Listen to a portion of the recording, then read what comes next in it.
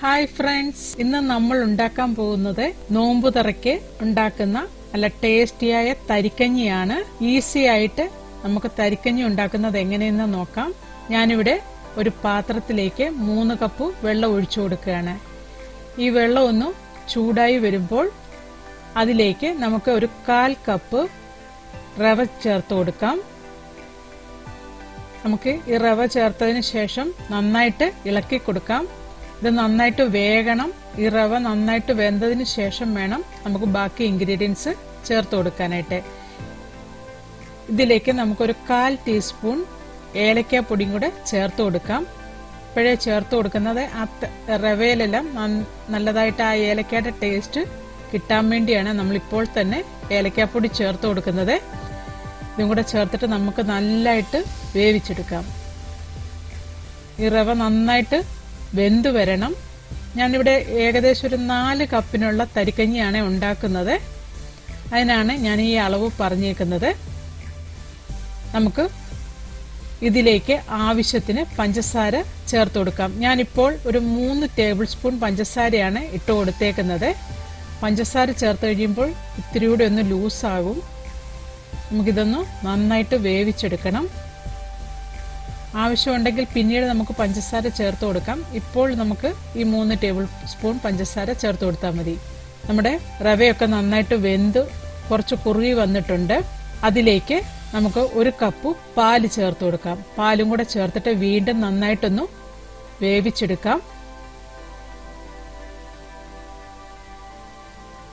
നന്നായിട്ട് ഇളക്കി കൊടുത്ത് വേവിച്ചെടുക്കാം. ഞാനിവിടെ കപ്പിലെടുത്ത് കുടിക്കുന്ന വിധത്തിലുള്ള തരിക്കഞ്ഞിയാണ് ഉണ്ടാക്കുന്നത്. അതുകൊണ്ട് കുറച്ച് ലൂസായിരിക്കും. ഇത്തിരി ടൈറ്റായിട്ടാണ് ഉണ്ടാക്കേണ്ടതെങ്കിൽ നമുക്ക് ആ 3 കപ്പ് വെള്ളത്തിന് പകരം 2.5 കപ്പ് വെള്ളം ഒഴിച്ചു കൊടുത്താൽ മതി. അല്ലെങ്കിൽ റവ കൂട്ടിയിട്ടു കൊടുത്താൽ മതി. ഇതിലേക്ക് ഞാനൊരു 2 ടേബിൾ സ്പൂൺ പഞ്ചസാരയും കൂടെ ചേർത്ത് കൊടുക്കുകയാണ്.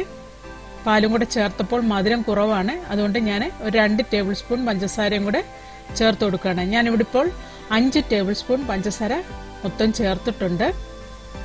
നമ്മുടെ തരിക്കഞ്ഞിയൊക്കെ നന്നായിട്ട് തിളച്ചു വന്നിട്ടുണ്ട്. ഇത് നന്നായിട്ട് ഇളക്കി കൊടുത്ത് നമുക്ക് കുറച്ചുകൂടെ ഒന്ന് ടൈറ്റാക്കാം. ഇതിലേക്ക് ഞാൻ ഒരു 1/2 കപ്പ് തേങ്ങാപ്പാൽ ചേർത്ത് കൊടുക്കുകയാണ്. തേങ്ങാപ്പാൽ ചേർത്ത് നന്നായിട്ട് ഇളക്കി യോജിപ്പിച്ചതിന് ശേഷം തീ ഓഫ് ചെയ്യാം. തേങ്ങാപ്പാൽ ചേർത്തിട്ട് തിളപ്പിക്കരുത്.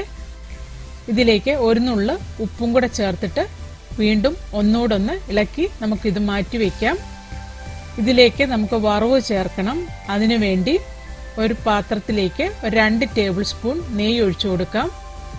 നെയ്യ് ഒന്ന് ചൂടായി വരുമ്പോൾ ഇതിലേക്ക് നമുക്ക് ഒരു 3-4 ചെറിയ ഉള്ളി വട്ടത്തിലരിഞ്ഞത് ചേർത്ത് കൊടുക്കാം. ഈ ഉള്ളിയും കൂടെ ചേർത്തിട്ട് ഒന്ന് നന്നായിട്ടൊന്ന് വഴറ്റിയെടുക്കാം. ഈ ഉള്ളിയുടെ കളറൊക്കെ ഒന്ന് മാറി വരുന്നിടം വരെ നമുക്കിതൊന്ന് വഴറ്റിയെടുക്കണം. ഉള്ളിയുടെ കളറൊക്കെ ഒന്ന് മാറി തുടങ്ങിയിട്ടുണ്ട്. നമുക്ക് ഇതിലേക്ക് കുറച്ച് അണ്ടിപ്പരിപ്പും മുന്തിരിങ്ങയും കൂടെ ചേർത്ത് കൊടുക്കാം. ഇതും കൂടെ ചേർത്തിട്ട് നന്നായിട്ടൊന്ന് വറുത്തെടുക്കാം. ഇതെല്ലാം നല്ലതായിട്ട് വറുത്തെടുത്തിട്ടുണ്ട്. നമുക്കിതിനും നമ്മൾ എടുത്തു വെച്ചിരിക്കുന്ന തരിക്കഞ്ഞിയിലേക്ക് ഒഴിച്ചു കൊടുക്കാം. നല്ല ടേസ്റ്റിയായ തരിക്കഞ്ഞിയാണ് ഇത്. എല്ലാവരും ഇതുണ്ടാക്കി നോക്കണം. ഇഷ്ടമായെങ്കിൽ ലൈക്ക് ചെയ്യണം, ഷെയർ ചെയ്യണം, കമന്റ് ചെയ്യണം. എന്റെ ചാനൽ ഇതുവരെയായിട്ട് സബ്സ്ക്രൈബ് ചെയ്തിട്ടില്ല എങ്കിൽ സബ്സ്ക്രൈബ് ചെയ്യണം. Thank you.